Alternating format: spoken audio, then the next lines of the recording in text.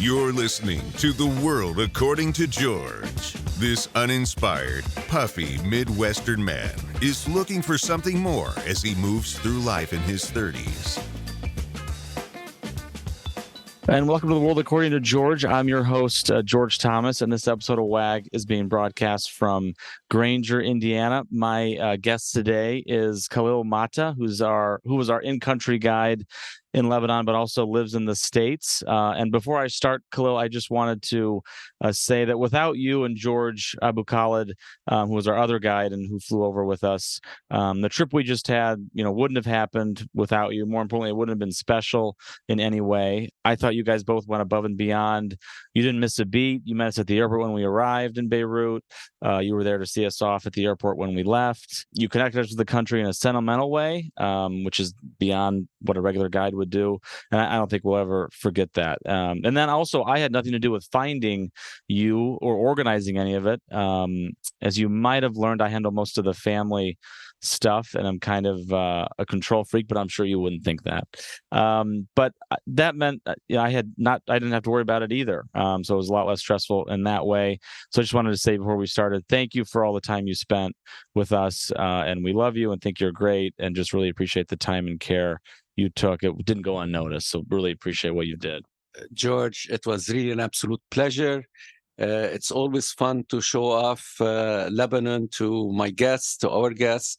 People have misconceptions about it, and so it's nice to kind of put things in our own perspective, to look at it from the point of view of the indigenous people that live there. And it's always fun to kind of see the expressions on people's faces when they find out that this is a neat place. It's a fun place to visit. It's nice to spend time, and it's extremely safe. I knew that when you first arrived, you had lots of concerns about safety, and I think I was really surprised that by the end, you were exploring the whole country on your own, and you wanted to kick me out and just do it by yourself. And I think that's the whole idea. I'm so glad that you had lots of fun, and I can't wait to do it again with you guys. I never felt unsafe, and I said that last week too. The city just felt like another city to me. That there was some military around a little bit, but that area we had dinner several times, and where that coffee shop that we met you, it felt very safe to me, and it felt very free. There was no restrictions. It seems like on internet or free speech. It was just very open. So, and that's a credit to the country. Well, George, this is a terrible misconception that people have about Lebanon. They all think that it is... You think it's just Americans or everybody? I think Americans more than everybody else, but it's a misconception in general. As you saw firsthand when you visited, yes, we might have some, trouble once in a while, more security trouble than anything else, meaning that, some violence perpetrated by a terrorist or some group that has grievances with the government or with Israel, which we'll talk about later. But for the most part, as I told you, we feel extremely safe. There aren't the kind of crime that you kind of normally experience in a big city. So you don't have the robberies, the violence, the random killings that you experience in a normal city. So when my daughter moved back to Lebanon from Chicago, she lived in Chicago for nearly 5 years. She basically could take a taxi by herself, at 2 or 3 in the morning and feel very safe. In Chicago, when she used to walk between work and her condo, basically she stayed on the phone with me to feel to kind of get some safety and having somebody, as if somebody is accompanying her. So it's a different kind of concern about safety. So then you'll find here. Yeah. Well, what is the reason though? Because Lebanon, to me, or you, I think you said this, they don't really have police, do they? So in the U.S. we have so much police. Chicago, it's no other problem with their prosecutor, and they invite the crime. They could fix it overnight if they wanted to. But why are the states more dangerous in the crime way when we have all this police? Lebanon has none, and you guys don't have the same problems we do. Why would that be? Wow, that's a good question. I don't know if I'm an expert on this. I think, Well, at least on the Lebanon side. yeah, we had a civil war that went on for nearly 20 years. And during that period, the government was literally non existent. And because of that, people took care of each other. And so there is a strong family ties. There are strong neighborhoods, people in the neighborhood, everybody knows each other. So it's very difficult for somebody to do something illegal or do violence to somebody without everybody noticing it. And so people take care of their own. And I think that there is no culture that you deal with your differences and issues by through violence. Now, as I mean, part of the violence that occurs in this country might be caused by maybe poverty or not knowing how to deal with things other than through violent means. Over there, as we get more and more people, because we've had severe economic issues lately, as people get poorer, I don't know what's going to happen. I cannot, judge that at this particular point in time. But unfortunately, violence exists and has to be dealt with in different ways, and different cultures deal with it differently. And maybe, also it has to do with the fact that, it's looked very down upon you if you kind of deal with your problems violently, and the punishment is very severe, either on the part of the relatives, or if somebody hurts somebody else, then the relatives will come and exert their own revenge through vengeance, and the government, if you go to any one of those prisons that exist in third world countries, it's not a fun place to be in. So people kind of avoid getting caught, and don't want to experience that. Are you saying the community would do the punishment? Yeah, they would. Yeah, okay, you would. Wouldn't be an authority, though. It depends. It depends. I think that if you're there is some police that exist, there is some semblance of a government, but they don't have too much authority, especially on the people that are well connected. And so if the violence occurs by somebody that is who knows somebody in government, who knows a political leader, who knows somebody in the army, then they might get away with it in terms of getting a formal punishment. But they always risk being punished by those that know the victim. Yeah. Okay. So you were born in Lebanon, right? Where in Lebanon were you born? I was born in a small village that you visited around 2 weeks ago, called Hamdoun. Oh, yeah. And Hamdoun is... where your home is where you were born. Exactly. Okay. Except I didn't live in the home that you visited. I homed in my grandfather's home. And that was destroyed in the Civil War. And Hamdoun is around 20 miles from Beirut. It is around... it's in the mountains, and so it's around... 3,500 feet above sea level. And it's a very dry mountainside. It overlooks the Mediterranean and overlooks Beirut also.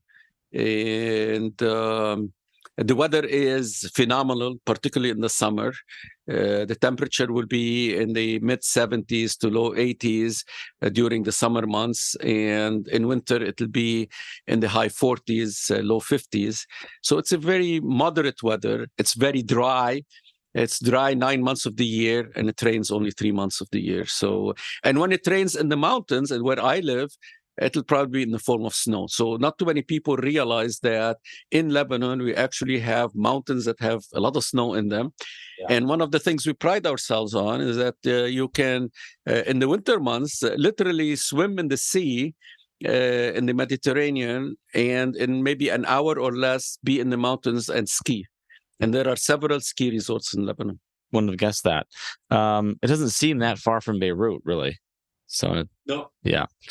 So you lived in Lebanon for how long until you moved to Indiana?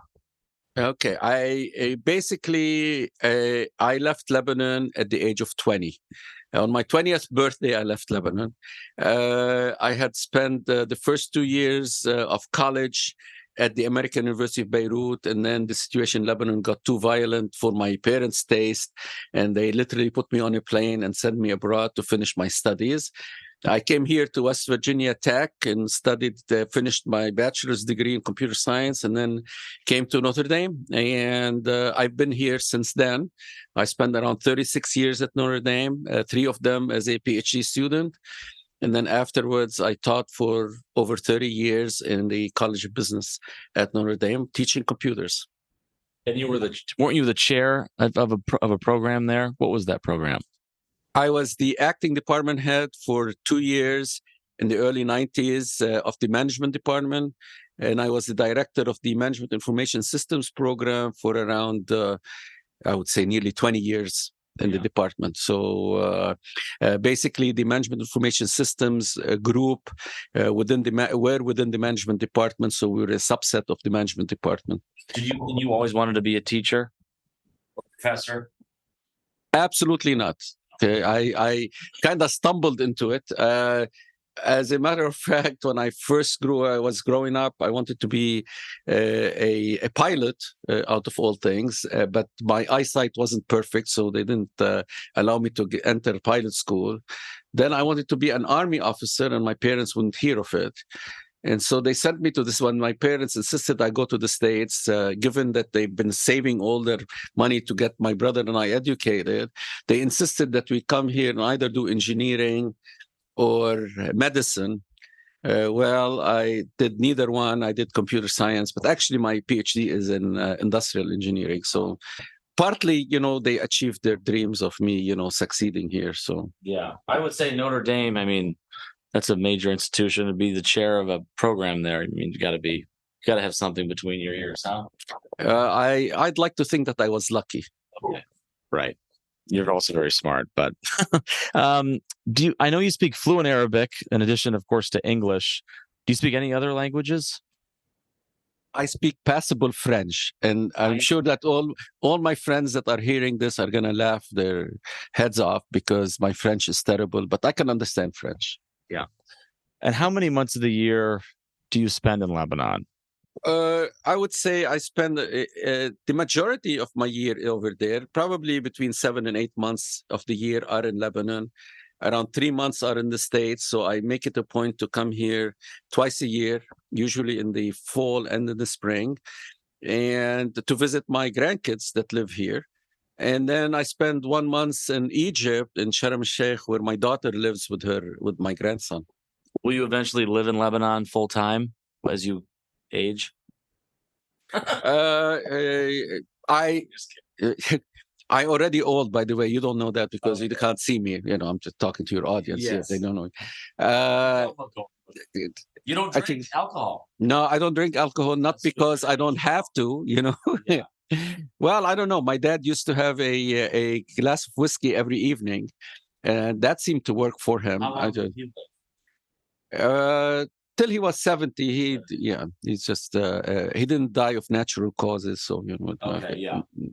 He died of violent thing. Well, yeah. No, it's fine. It's okay. In 1982, as I finished my, it was during the Civil War, yeah. But in 1982, when I finished my PhD, I basically received news. I was woken up one evening that my dad was killed, and he was killed during the Israeli invasion of Lebanon. That's the year when the Israelis came into Lebanon to get rid of the PLO. It seems every so often we have these incursions. And was that some kind of terrorist group, or just they didn't like the PLO? Or? Yeah. Well, let's make sure that we understand. Put the terms correctly. The PLO is the Palestinian Liberation Organization, and it's not like Hezbollah or Hamas today. Well, I mean, they were there, Hezbollah and Hamas of the time, at that time. But I wanted to make the point that, what people in the West or in the United States would perceive as a terrorist group, people in the region might might consider them to be freedom fighters. So Right. a freedom fighter for one, society might end up being a terrorist group for another society, depending on your perception and where you're looking at things at. Right. Okay. So, and we can talk about this more, but, the Israelis, when they invaded Lebanon, to go back to what happened to my father, they basically, there was a battle in our village, and they dropped some cluster bombs there. And around a month after the battle was done and over and so forth, my dad was watering some trees in the backyard, and must be that the hose touched one of the cluster bombs and it exploded in him. So this is so he died not in terms of as a function of or as a result of direct fighting. He died a month afterwards from a bomb that was left over. Right. And I always hear that they're really not. Cluster bombs are obviously a huge danger to civilians, and we don't want to use. We use them today, I guess, but you really don't want to be using them because of what happened to your father. Exactly. If I had been a U.S. citizen at the time, I probably would have been more vocal, and maybe even had a lawsuit against the sales of cluster bombs to other countries. I hear today that they're selling them to Ukraine, and the problem that you're having is that even today, so 1982 till today, that's 41 years ago, they dropped these bombs, and until today we find some of them left over in the fields, and so there are kids that are playing out there, and they look innocuous enough that people end up touching them, and when they do, most of them are not operative anymore, but every once in a while you hear that somebody had a bomb explode in them. Now, fortunately, most of the people that have been injured and not killed, my father was unlucky at the time when that happened. So the problem is not that they're used as part of a military operation and then we're over. It's something that might last many generations, and very difficult to pick up. Yeah, well, I'm sorry to hear that. That was your dad was just an innocent citizen, and I guess the results of war, it's awful. Yeah, I mean, this is what people can't relate to, and that's when you have fighting, I would say as much as 90% of the people that die, get killed, get maimed, are civilians. People had nothing to do with the war, either one way or the other. Okay, and that's the sad part. People that that had that were minding their own business, that want to have. I mean, people all over the world want to have exactly the same things as we do in this country. They want to have a better future for their children. They want to get them educated. They want to put good food on the table. They want to have shelter. They want to have a good roof over your head. I mean, this is what people want in this world, whether they're poor, rich, everywhere in the world. And because they're at the wrong place at the wrong time, they get punished or become casualties of war. They become collateral damage.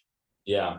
Which you don't want any civilian to die from this, but of course people do, and America is is someone that's always involved in some kind of war, it seems like, and there's always people that are dying, but people in the U.S. don't really know. We're just kind of fat and happy over here, and we don't ever experience any kind of war, at least on our soil. So it's hard to have an American understand any of it.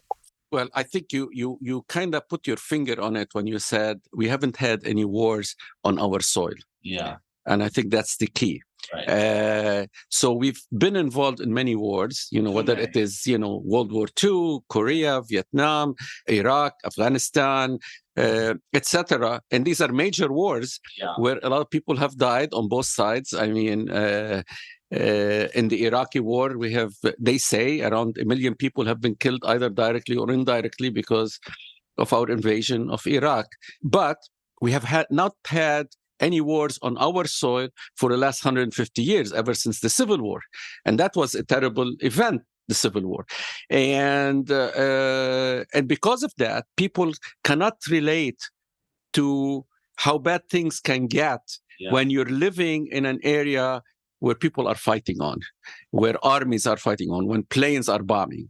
So it's cool and neat to find a plane, to see a plane on TV, and it's dropping bombs, and it is very precise, and we see the TV showing us where the bomb went in through the window of a house, and then it blew up.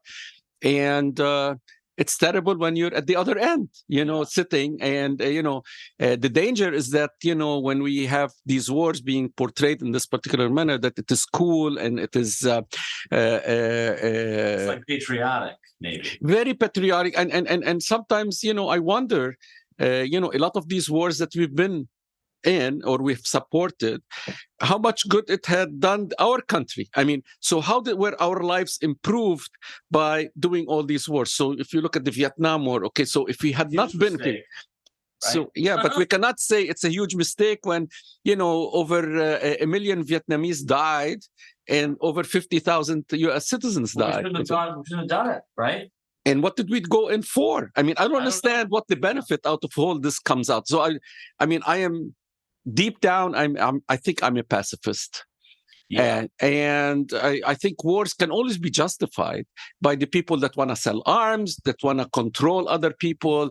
They can be justified based on power kind of dynamics, But in the end results, do we really improve the livelihood of the people involved on either side? I don't know. I mean, okay, the people that work in the arms industry benefit, but who else? Yeah, I don't know. No, I'm with you, and I said it on the podcast last week.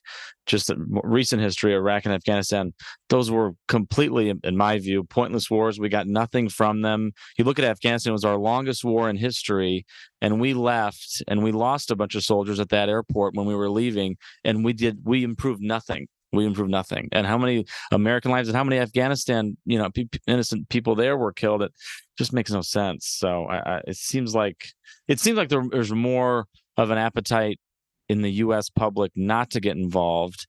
Of course, I say that, and now we're supplying all these people. We're not. The whole thing I keep hearing is, well, there's no boots on the ground. So if there's no boots on the ground, we're all okay with it. That's what it seems. Seems like we have so much PTSD. As long as American soldiers are not somewhere, but we can give them missiles and stuff, it's okay. Yeah, that's true. I mean, I think, it makes it seem okay because we don't have any Americans dying. But unfortunately, a life is a life. Yes. Whether it is an American soldier, an American civilian, a Lebanese soldier, a Lebanese civilian, an Israeli soldier, an Israeli civilian, a Palestinian soldier, a Palestinian, And I think, I mean, wars have been with us since we have been documenting history. So it's been with us for thousands and thousands of years. It seems to me that it is a terrible way to basically solve problems. Yeah. And it seems to me that we, in the 21st century now, we can find other modern ways by which we can communicate with each other and basically deal with our differences. Differences can be a source of strength, not a source of a threat to each other. Mm-hmm. And hopefully, I don't know, the problem is as long as there are people that are benefiting from war, then they will basically continue to kind of give us this misconception of, that we need to be afraid of the other person, of the unknown, and we need to protect ourselves from them. And usually, that has been done in a violent way. Yeah. So then the stronger wins all the time, and the stronger is always right because they write history. What I wanted to change gears a little bit. Do you know what year France colonized Lebanon, or what around time period was that? My second question to that is, if it was so long ago, how come there still seems to be so much French influence in Lebanon? Even the highway signs are in French and English. But still, yeah. Basically, France colonized Lebanon in 1920, right after World War I, so around 100 years ago. And I think the French influence in Lebanon is huge, as George is telling you. And you see it mostly in the fact that almost half the schools in Lebanon, meaning the primary and high schools in Lebanon, were created and to some extent run by French priests, I will say, Jesuits, Holy Cross people, and almost all, so half the schools in Lebanon are basically Christian schools that were created by the French. And that influence remains still today. So even the Muslims in Lebanon, the majority of those Muslims in Lebanon actually got educated in Christian schools. And that's a huge contribution that the French have made to our society. And this is why when people talk about, let's go back talking about Lebanon, when you look at Lebanon, Lebanon is a very small country. It's a country of 10,000 square kilometers, sorry, not miles. And so it is smaller than Rhode Island. Just to put things in perspective. Yeah. And we have no industries to speak of. We have no huge agricultural lands to speak of. And it's very difficult for us to kind of export a lot of goods and get hard currency to buy oil and gas and all these other things that we now need for electricity and everything else. And so what do we export?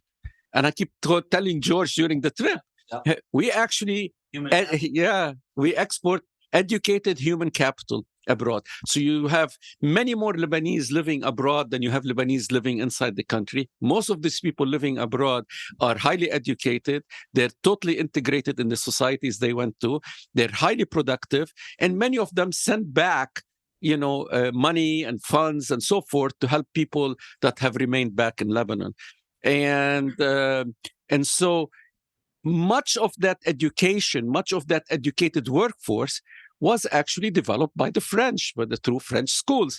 Now, of course, in higher education, meaning in colleges and universities, the most famous university we have is the American University of Beirut. So despite we have a French basis, but interestingly enough, almost everybody in Lebanon speaks English, as George will tell you. Yeah. Even the taxi driver will speak English. The waiter will speak English. So when we were kind of, seeing the country together, I'll tell them, you don't need me because you can go anywhere you want. Any taxi will understand you. Any waiter will understand you. You can, communicate with them. That's the fun part about being in Lebanon is you don't have to learn another language, nor get your iPhone and then translate, if you want to say something in Arabic. And that, to a great extent, is a credit to the French education system. So most of the Lebanese will study Arabic and French to start with. And then when they are in fifth or sixth grade, they pick up English. And whoever studied French first ends up learning English very easily. So most people in the country will speak 3 languages. And that's great. And some of them go to the American university and actually do their education in English, their college education in English, and end up coming to the States and getting their higher degrees, whether it's masters or PhDs, or becoming doctors over here. And despite the fact that they started their education in Arabic and French.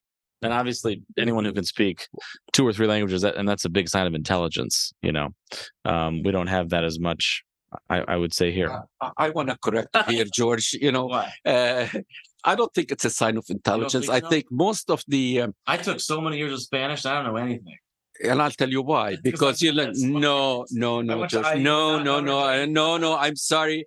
I'm gonna, we're gonna disagree on this one.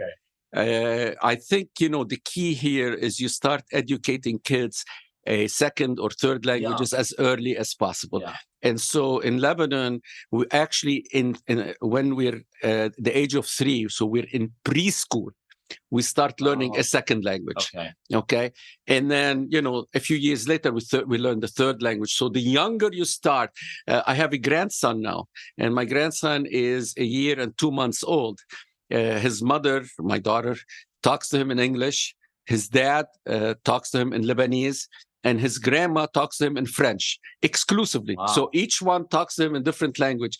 The kid, whether smart or not smart, is going to end up learning 3 languages. But they're doing that on purpose? I see, absolutely. Yeah, okay. Absolutely. Yeah.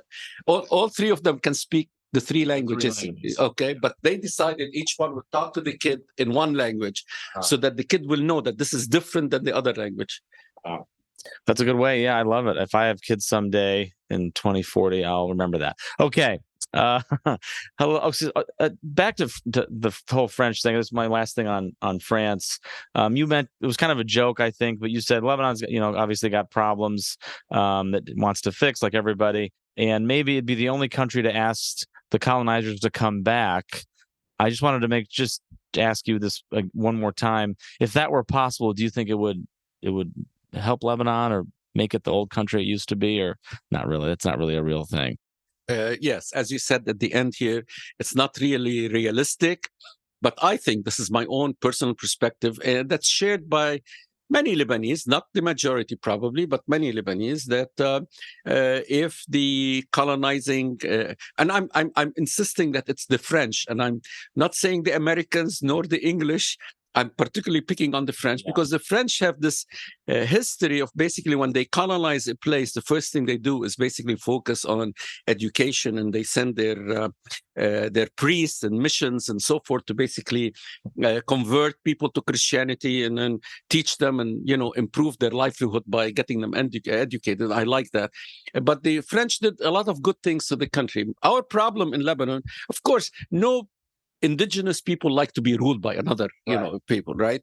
But the truth is, the Lebanese and by extension the Arabs were ruled by the Ottoman Empire for 400 years. And during that period, we did not have any period of self-rule. So we don't know how to govern ourselves. We don't know what to, how to manage a country. We don't know how to kind of think in terms of the common good of society rather than our individual, needs and wants. And that needs to take time. And we never were given the time enough after the Ottoman Empire collapsed to basically develop our own institutions, develop our own organizations to basically rule the country and manage it properly.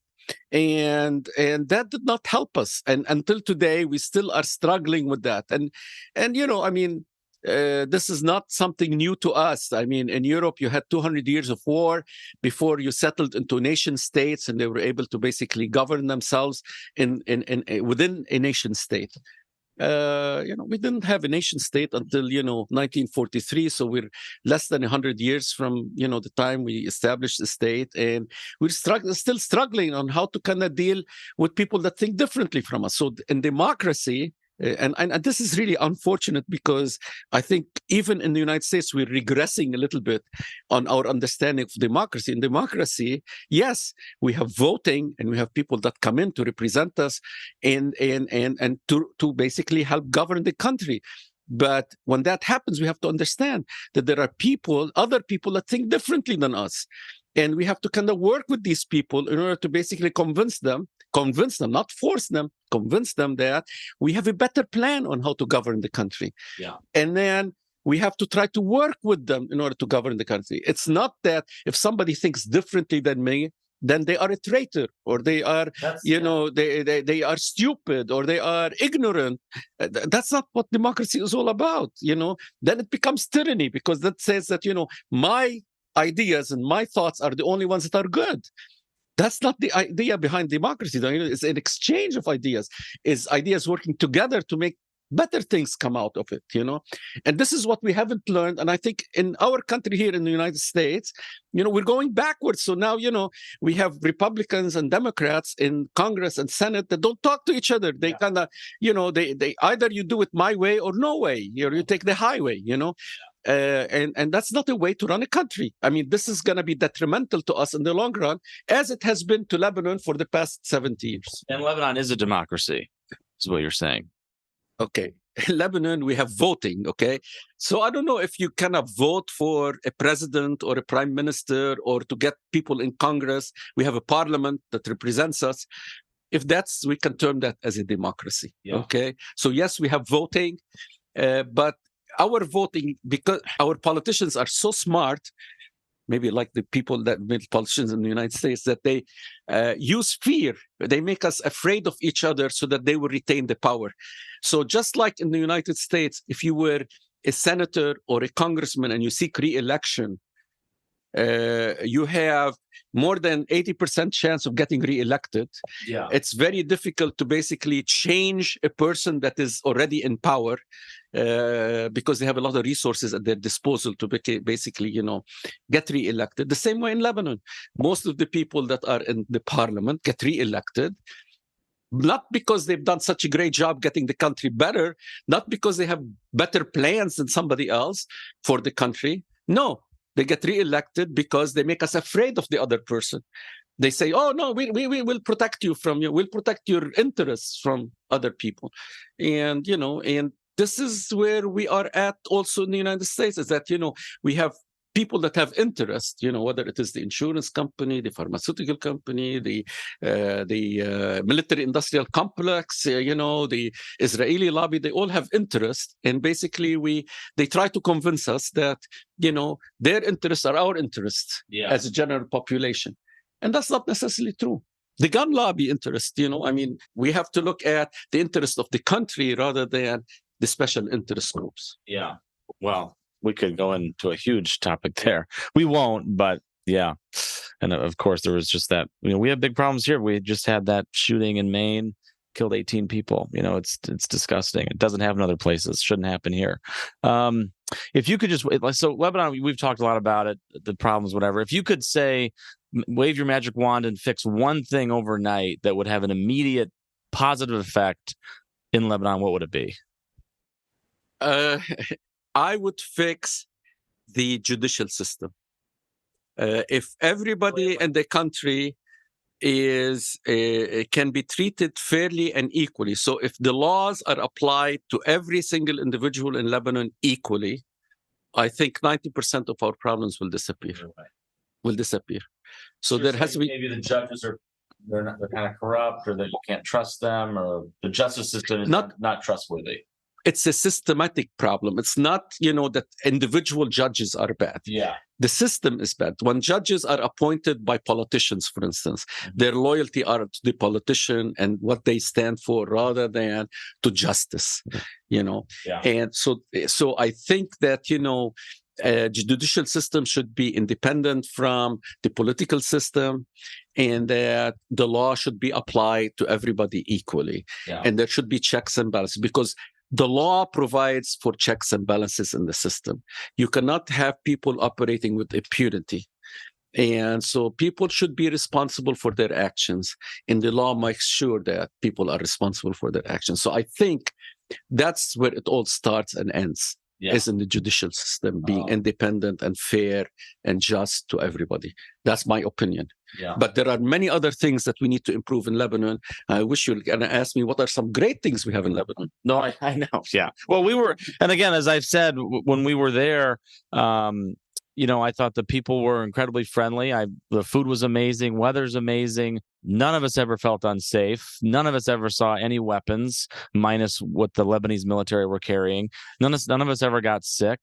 And we saw all these great things.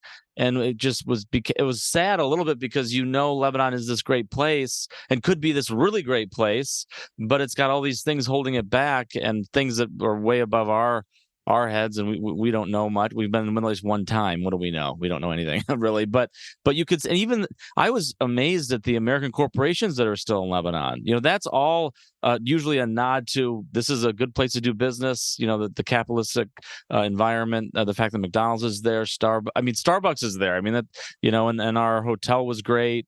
In that area we had whatever that fancy area in the city is. I think we had Babel right there. It was like an American city. So you could see all the little glimpses of where it is great. It just it's things that are beyond our understanding, really. So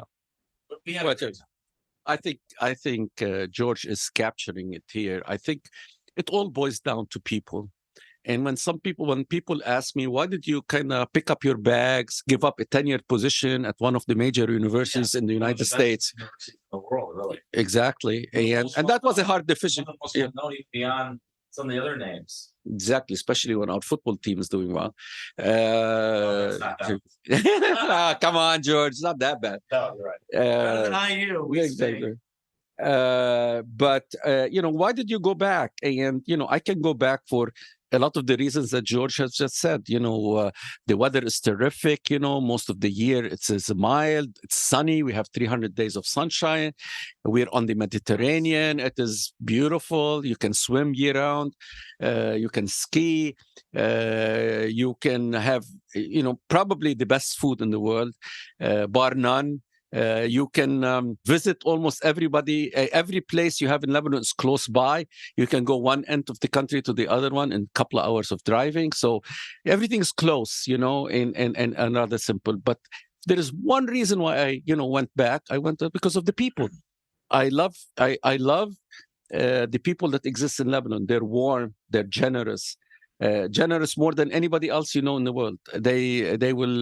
They're concerned about humanistic issues. If you get sick, your hospital room will never be empty. If you need something, you'll have many people rushing to kind of help you out. People take care of each other because the government is not there to take care of you, and so that forces people to be kind of dependent on each other. And you have a very vibrant social life that exists there. So from that respect, I think, Lebanon people are easy to communicate with. They're friendly, so friendly and generous and warm. So when foreigners come into the country, they're stunned by, how welcoming people are. People from all over, and the foreigners are stunned. We're stunned. Yeah. And so I think that's the one thing that kind of differentiates us, because there are other countries that have nice weather, other countries that have, archaeological sites, other countries that have nice beaches and so forth. But I think the people in Lebanon are particularly generous and warm and friendly, more so than most other people I know. Why are they so friendly? Is that just I'll tell you. No, yeah. There is a saying we have that says, need is the mother of all inventions. If you take a look at where Lebanon is located, it's located at the intersection of 3 continents, not 3 countries. We have Europe up north, we have Africa down south, and we have Asia in the east. And throughout history, this is an area where people have invaded, have come and visited, have lived in. Around a third of the people that live in Lebanon have blue eyes or green eyes. And so there is this mixture of cultures and heritages that exist there. Because that, you have this inflow of a lot of foreigners into the country, one mean of survival is to have to be nice to them. You have to kind of associate with them. And you have, we're talking over 3,000, 4,000, 5,000 years. We're not talking only modern history. Yeah. And so that developed a knack for how to interact with other people that are different than you. Yeah, it's a great lesson, and we felt it. And my sisters, if you listen to episode 24 or just talk to them, you already know how they feel. They were they felt so cared for. And I probably, between me and them, we met people at the bar. We have their Instagrams. I met waiters at Hotel Albergo. I talked to, there's people were just so friendly. You just started talking to people and they just tell you anything you want. And it was a great, very open. And so, yeah, obviously we felt all that. Was our family, because you really don't know us before the trip, I don't think, what you expected once we arrived? Or if we weren't, what was different? I don't know if I had. No, it's interesting. I think you're a typical U.S. family. Oh, here we go. We're just typical average people. Huh? Yeah, what are you gonna be interested in? I'm interested in having fun. Yeah. I'm interested in being safe. I'm interested in seeing as much as we can in a short period of time. And I don't want to get sick. And so, and you're the word is not nosy. It's curious. Curious. You're curious. You want to find things about this country where your grandparents have come from, and I think that was wonderful. That sense of curiosity, because I think Lebanese have it in general. Yeah, and so definitely have. Yeah. Well, so I think it is a typical expat family coming back to kind of find its heritage, or know more a little bit about their heritage, rather than finding their heritage. So I think and it was interesting seeing how you were, the progression of what you thought about the country. Yeah. And a little bit shell-shocked in the beginning, and then that just went away. I mean, one of the things that you'll notice, going to be shell-shocked. Of course. If I was in Thailand, I would be shell-shocked, or Vietnam, whatever. Exactly. It's not anything to Lebanon, but. And in Lebanon, one of the things that you are going to find out, it is, as I told you when you were there, it's a country of contrast. So from one sense, you have a country that is Eastern. It exists in an Eastern environment, Arabic environment. You have this mystique about the Arab culture, but yet the country, in terms of how it operates, is very Western. Most of the amenities that exist there are Western oriented. The amenities, people, drive nice cars. Like any big city. There are any big city in many places. And you find that this contrast between East and West mixes well in the country. And they don't, you don't have people like here. You legislate, how to deal with differences. And so you have to protect, the minorities. You have to protect, the people that are different and so forth. Over there, it happens naturally. And why? Because actually, the minorities are not minorities. They're kind of equal in number. And these people have been forced to live together in one country for, hundreds of years. And so they figured out a way by which they can accept differences without, somebody telling them you have to accept differences. Right.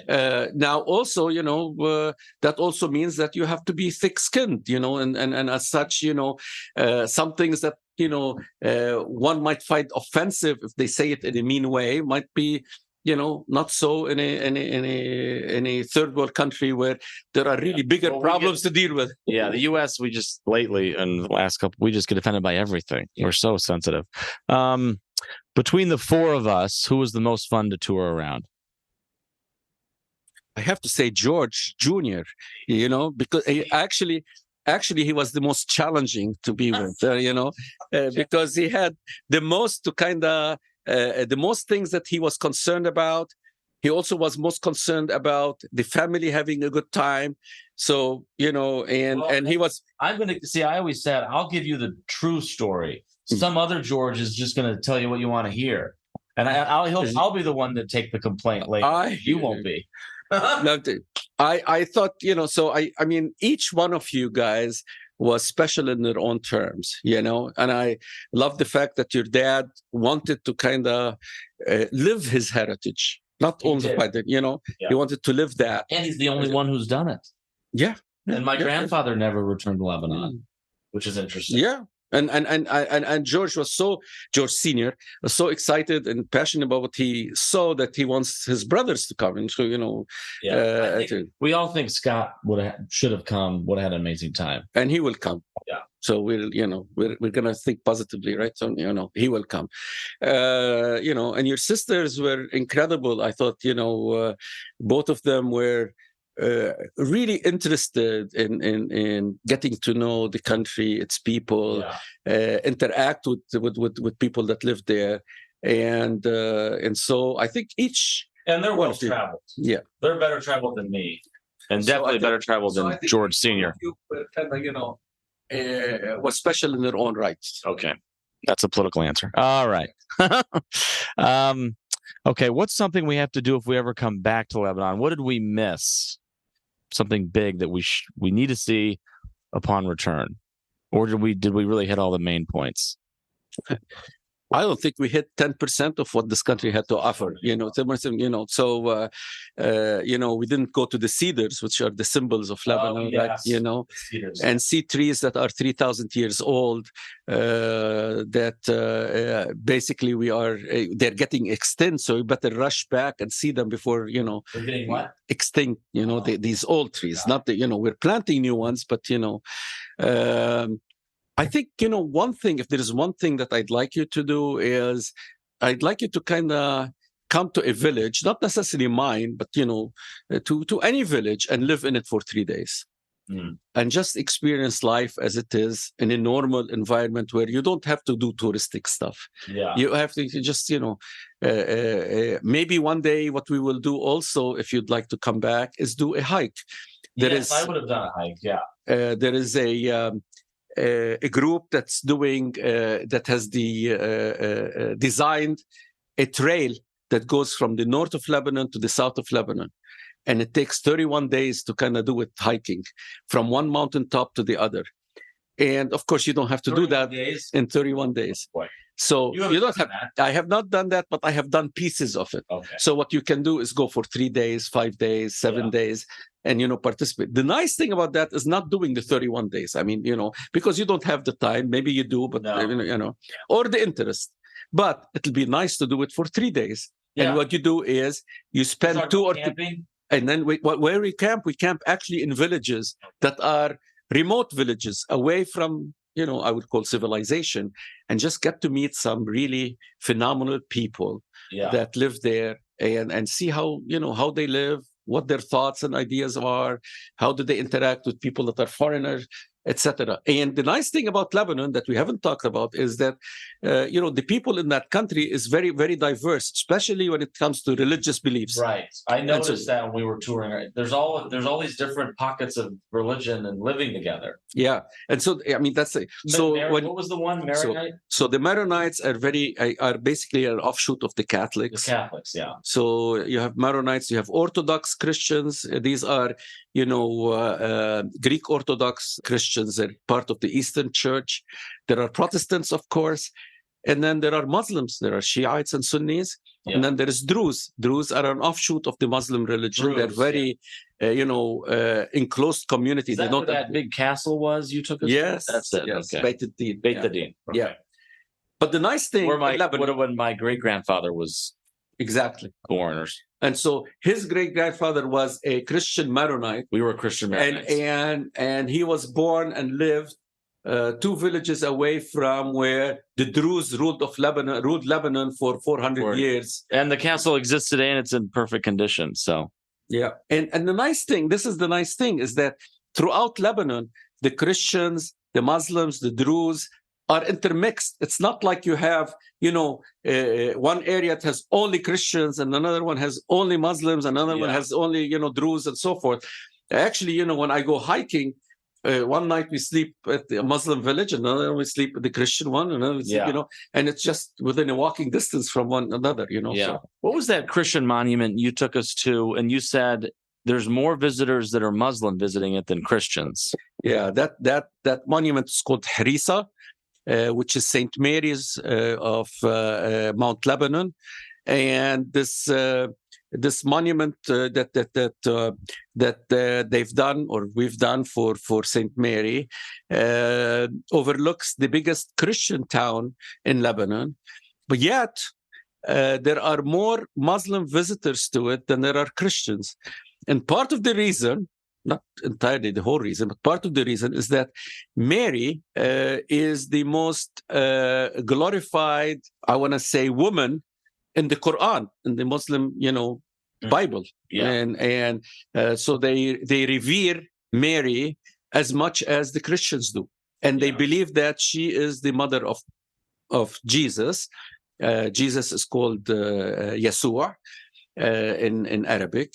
And they consider Jesus to be a prophet. They don't consider Jesus to be a son of God like we do. But they consider him to be probably the most important prophet, either before or after Muhammad, depends how some people say he's even, he's the only prophet in the Quran that has made miracles. So they admit that Jesus has made miracles, while Muhammad did not do any miracles. So despite Muhammad's claim to fame in the Muslim religion is that he is the last, they believe he's the last prophet. He's the final prophet that basically puts the final touches on the monolithic religions, but the Muslim religion is built on, it's based on the Old Testament and the New Testament. So nearly 60% of the Quran, the Muslim Bible, is based on the Old Testament and the New Testament. The main difference, and all 3 religions teach peace, teach love, in contrast to what is being marketed, that a lot of the Muslims are basically terrorists, and and they enjoy killing. Of course, they're not. And of course, there's. I mean, what the Muslims, what some Muslims have done in the name of religion is very minuscule compared to what some Christians in the Middle Ages did in the name of all the crusades that were done, in the name of God, by the Christians, by us Christians, yes, I am Christian. I am not a practicing Christian, but I was born as a Christian. Okay. Yeah, I grew up Catholic, which would make sense since we were Christian Maronites. Okay, I had two we're wrapping up a little bit, but I had two fact checks from last week. Is Chili's, the American chain Chili's? I thought you said that's one of the best restaurants in Lebanon. Is that true? I never saw a Chili's. And the girl said, no, George, he's talking about an actual chili pepper. And I said, no, and then we don't know. It's funny because I just went to Chili's here the day before yesterday. I like chili. I like the salad that's like 2,000 calories and the quesadilla. I love calories. I don't know. Yeah. You look thin though. That's because I walk all the time. Oh. I exercise it off. But yeah, I eat at Chili's here, and there is one restaurant in Lebanon that is, I think it's a franchise chili in Lebanon that I particularly like it, and it is one of the I would say premier restaurants in Lebanon. There's only one, and there's only one, and it is very expensive, and it's very good. It's Chili's brand. It's Chili's branded, and and I prefer. I was right, girls, as always. George is always right. I have to tell you guys, I learned that in Lebanon. Okay, thank you. Well, yes. And then my other fact check was: does the military only make $100 per month? Was that a true fact? Because I wrote that down, but that seems insane to me. A lot of things are insane in Lebanon. Actually, we have to make a whole episode over what happened to Lebanon, and then maybe what's happening in the region. I've got a couple here we can still, if you have time. Now, what George didn't tell you is that over the past 3 years, we've had a severe economic meltdown in the country, where almost in 2019. So right around when COVID came along, right before that by a few months, we had some people that were demonstrating against the government, and then the government collapsed, and with it collapsed the banking system. You got to have it to run a country. Exactly. I mean, can you imagine running a country, let's say, like the United States, with no banks? So we have not had any banks. No banks today. And that means that you cannot go to the bank and get your money. So if you had savings in the bank, they took your money. And so a lot of people got... The government? It's not going to disappear, George. We don't know where it went. We're still looking to see where it went. Including some of your money. Of course, some of my money. In a Lebanese bank. In a Lebanese bank. And you're not going to get it back. I'm not going to get it back. Yes. Yes, but to all of the above. But you're going to be okay. There's people that aren't. Well, I'm okay because I have, a retirement at Notre Dame, and I get, Social Security and so forth. So I have an income that comes from outside the country. Many people in Lebanon don't. And so people are struggling much more than others. Now, as part of that, so when you have an economy that collapsed completely, and that is symbolized in the government banking centers, totally shut down. Totally shut down. And so the most that you can get from any bank is $400 a month. Okay, that's what you have to live on. So in that environment, the Lebanese pound collapsed. FDIC insuring anything? No.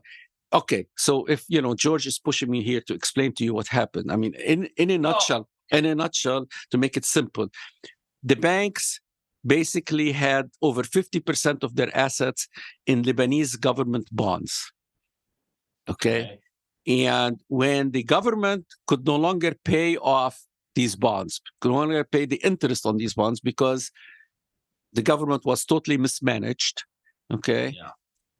The assets of the banks became negligible. They became, their value was reduced to such an extent that whatever they had could no longer pay off the depositors they had. Because these banks, their assets were in Lebanese government bonds. And the government is no longer paying these bonds off. Okay. So it's like, when you make an investment in anything and the investment goes sour. Yeah. So these banks invested in Lebanese government bonds. This was stupid because you don't put all your eggs in one basket. I mean, that's the 101. Yeah. Right. That's what we do. Yeah.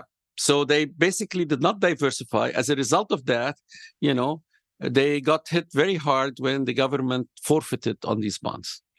And so the government is bankrupt. That caused the banks to be bankrupt.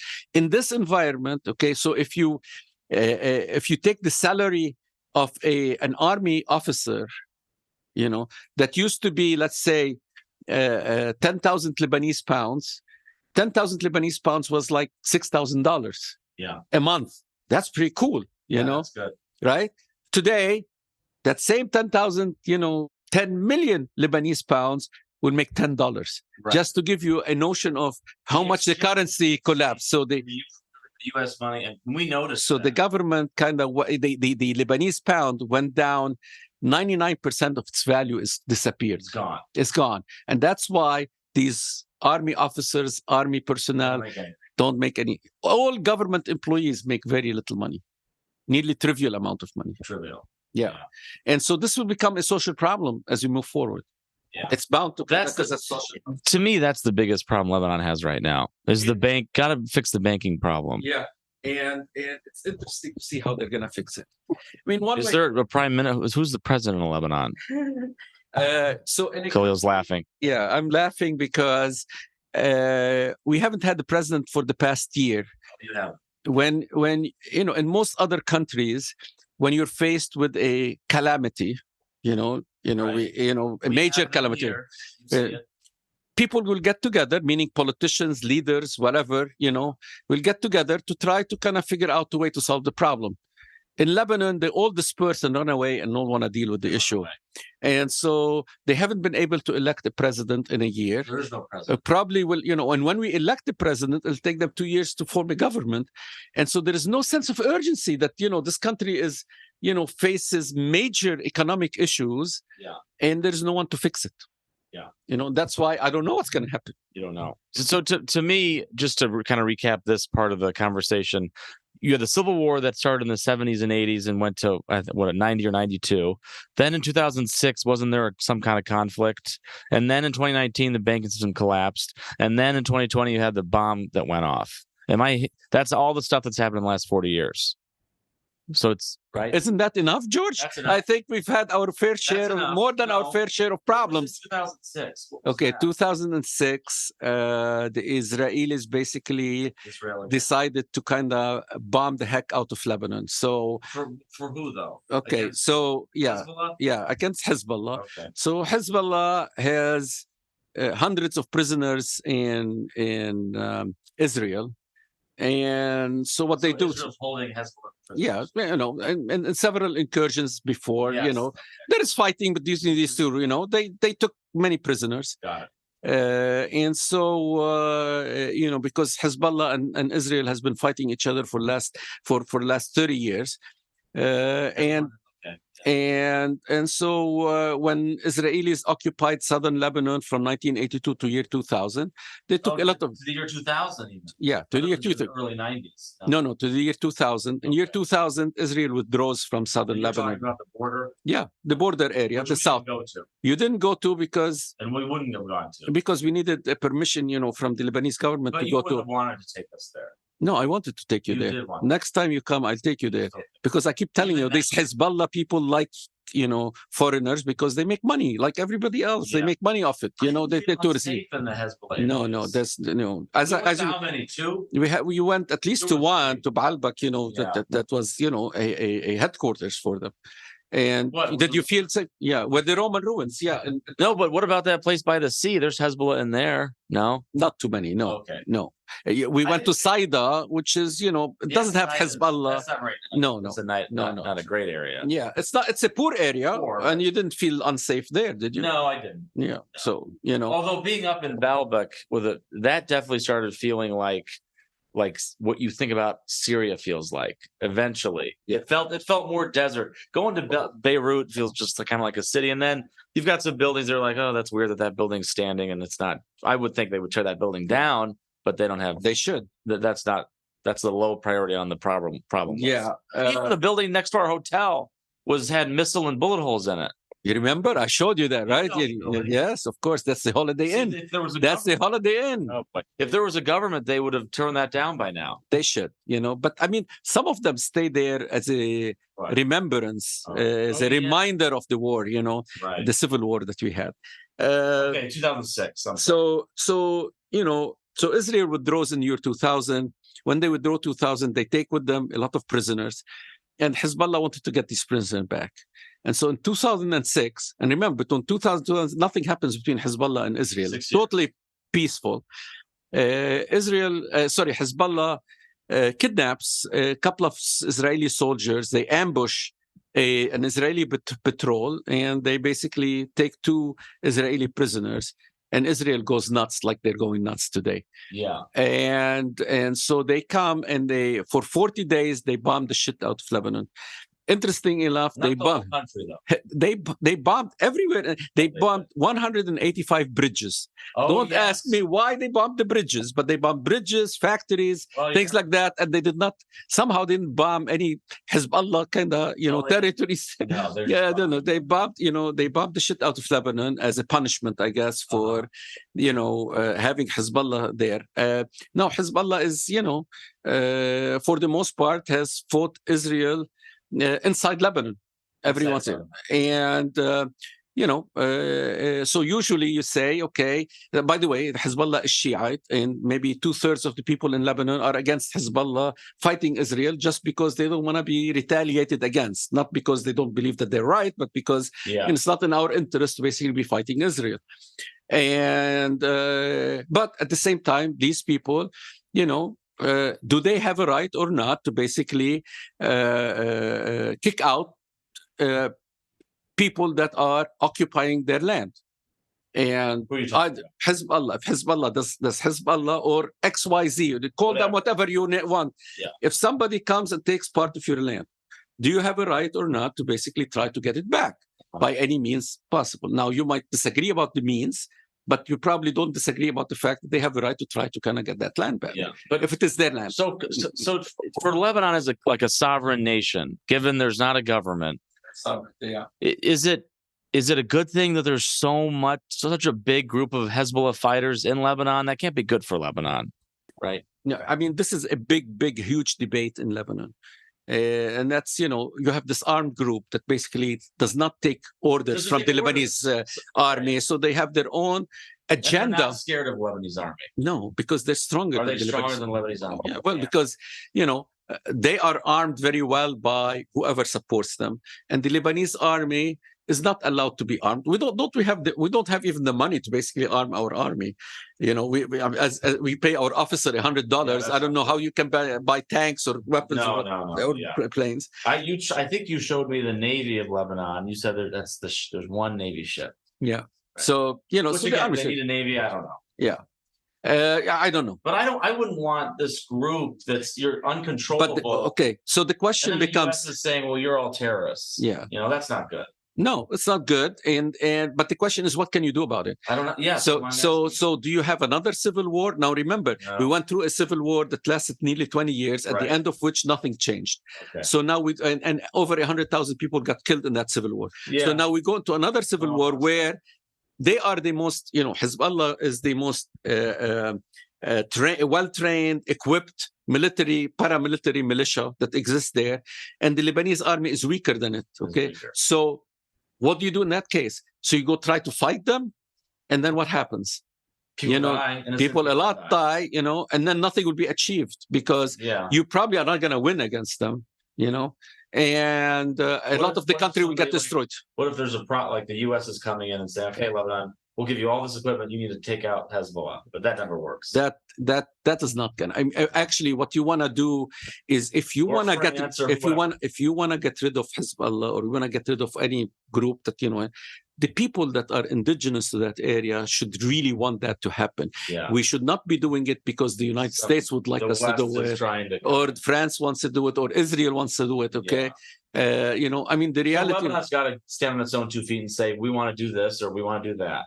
Yeah. That's what you're saying. Yeah. And now at some point in time, the regional situation will change in such a way that the Hezbollah power will be reduced, and then they will lose the need to basically be protecting themselves through weapons and so forth, and might get reintegrated into the society. Because they're so just a religious sect at the end of the day. Well, they will not say that they're religious sect, but almost 99.9% of the people in them are Shiite. But they don't say that we are Shiite. Hezbollah doesn't say that I'm a Shiite religion. I'm a political, paramilitary organization. Okay. Wow. So much to unpack over there. Yes. Okay. Only if things would be easy. Yeah, things are, of course, the U.S. can be massively dysfunctional. We've got our own problems too, and everyone's got their problems. Okay, you do, yeah, and it's just Lebanon seems like a sweet small country that it's just in a place where all these different actors are doing things, and then you got like 9 countries that can't control themselves. But I have to say, I mean, you were in Lebanon. Do you feel that there is a presence of Hezbollah in Lebanon? No. Did you feel that they are trying to get again? The only people I ever saw were the Lebanese military a little bit, and the UN. I saw 30 UN vehicles in a column going to the border. Yeah. So I mean, that should say US on it because we paid for it, but whatever. Probably. But I mean, so Hezbollah stays out of the daily events in Lebanon. They don't parade with their weapons. No. It's like the resistance movement in France during World War II. They were integrated in society, and they hid, and then when they wanted to do a military operation, they kind of huddled up at night and did whatever they needed to do. So I didn't, and that's what makes it's very weird though, because they're there. Okay, I want to ask about the U.S. Embassy. So the U.S. Embassy in Lebanon is currently under construction. It's been developing and under construction, I guess, since 2015. It sits on its own hilltop on 43 acres, contains multiple story buildings, recreational space, swimming pools, offers unrestricted views of the capital.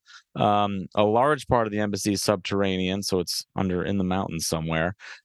It's the most expensive U.S. embassy to date at a cost of $1 billion. I think it's going to be passed by the U.S. embassy they're building right now in Vietnam, in Ho Chi Minh. But still, Lebanon is barely, as you said, a country of 6 million people. And now it's at a level 4 do not travel by the U.S. State Department. Why are we building such an enormous embassy there? It's going to be done soon, too, I guess. Probably the U.S. Embassy in Lebanon is going to be the biggest structure we have in Lebanon. It is amazing. It's a fortress. And I'm hoping that it's going to be used as a headquarters for, whatever we intend to do in the Middle East. And as a result of having such a huge embassy, they'll send a lot of personnel, and they'll get to spend a lot of money in Lebanon, and that will help us kind of rebuild our economy. So what the United States intends to do with that, is anybody's guess. I just hope that it is like a secret military base or something. No.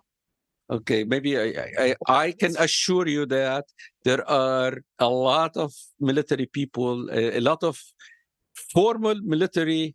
Maybe I shouldn't say that on the air.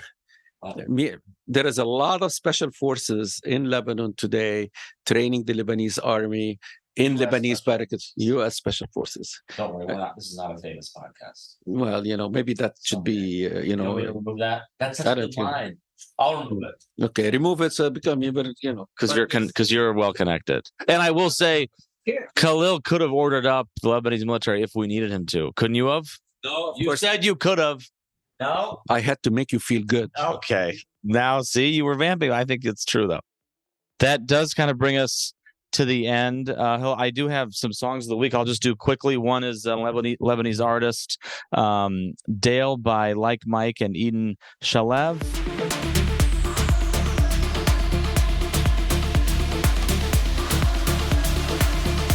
Every Step by D.O.D.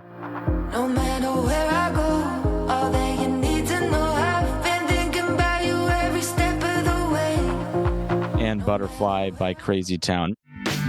Come my lady, come my lady, you're my butterfly, sugar, baby. Remember to listen to any of these songs that were featured today on the pod, or to find any that have been played here, just search WAG playlist on Spotify for the show's playlist. That's about 4 hours, 10 minutes long now. Every time we release an episode, this playlist is updated. And that's it for this episode. Thanks for listening to The World According to George, available anywhere you find podcasts.